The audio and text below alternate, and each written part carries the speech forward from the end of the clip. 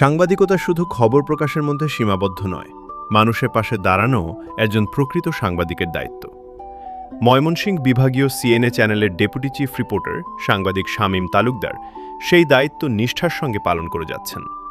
তিনি অপরাধ জগতের নানা অনিয়ম, দুর্নীতি ও সমাজবিরোধী কর্মকাণ্ডের সংবাদ তুলে ধরার পাশাপাশি অসহায় ও সুবিধাবঞ্চিত মানুষের কষ্ট, সংগ্রাম এবং বাস্তব জীবনের দুর্দশাও সাহসিকতার সঙ্গে প্রকাশ করেন।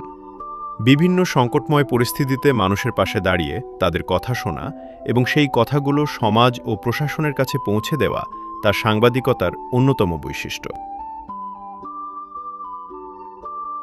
নেত্রকোনা জেলা ব্যুরো চিফ সাংবাদিক মনিরুল ইসলামও একজন দায়িত্বশীল ও সাহসী সংবাদকর্মী হিসেবে পরিচিত। তিনি দীর্ঘদিন ধরে জেলার বিভিন্ন সামাজিক সমস্যা, অপরাধমূলক ঘটনা এবং সাধারণ মানুষের দুর্ভোগ নিয়ে কাজ করছেন। বিশেষ করে প্রত্যন্ত অঞ্চলের মানুষের কথা তিনি গুরুত্বের সঙ্গে তুলে ধরেন। সমাজের অবহেলিত মানুষের পাশে দাঁড়িয়ে তাদের বাস্তব চিত্র গণমাধ্যমে প্রকাশ করার ক্ষেত্রে তার ভূমিকা প্রশংসনীয়। একজন সাংবাদিক হিসেবে তিনি সত্যনিষ্ঠা, মানবিকতা ও সাহসিকতার পরিচয় দিয়ে চলেছেন।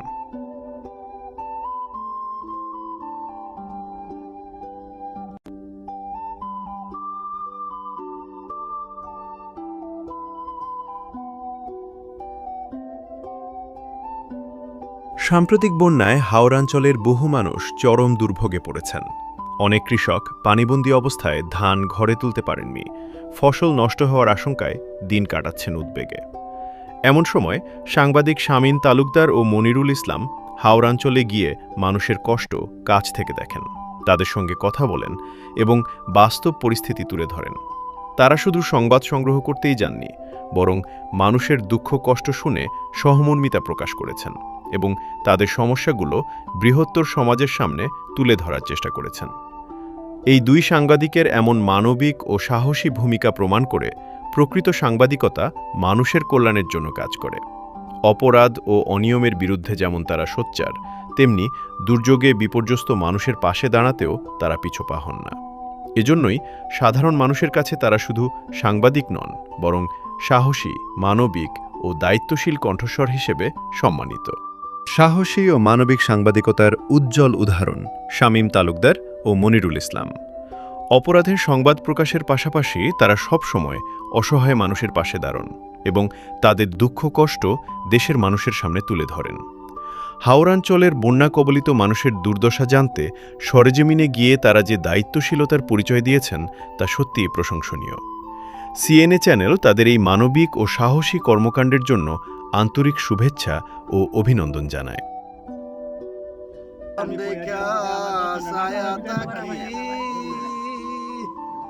আমার নিকে আসে রে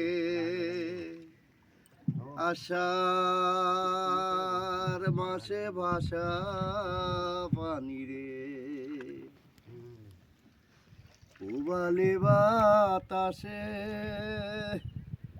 বাদাম দেখা ছায়া তাকি